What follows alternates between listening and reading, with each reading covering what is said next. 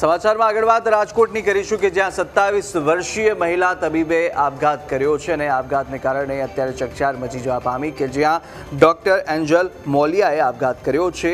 Anaesthetic ડ્રગ્સનો overdose લઈ અને આપઘાત કર્યો છે। જ્યાં બાલાજી હોસ્પિટલમાં ડોક્ટર એન્જલ મોલિયા પ્રેક્ટિસ કરતા હતા અને 21 મેના રોજ તેમણે ડ્રગ્સનો ઓવરડોઝ લીધો હતો।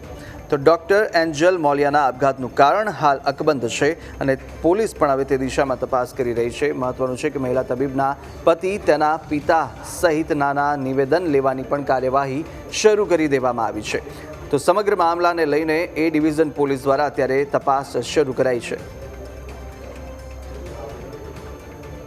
બાલાજી હોસ્પિટલ ખાતે એક મહિલા તબીબ નાઓએ તારીખ 21/5/2025ના રોજ પોતાની જાતે જ એનેસ્થેસિયાનું ઇન્જેક્શન લઈ અને બેભાન થઈ જતા ત્યાં એ જ હોસ્પિટલમાં આઈસીયુ વોર્ડમાં દાખલ કરેલ અને તારીખ 24/5/2025ના રોજ તેમનું મરણ થયેલ છે।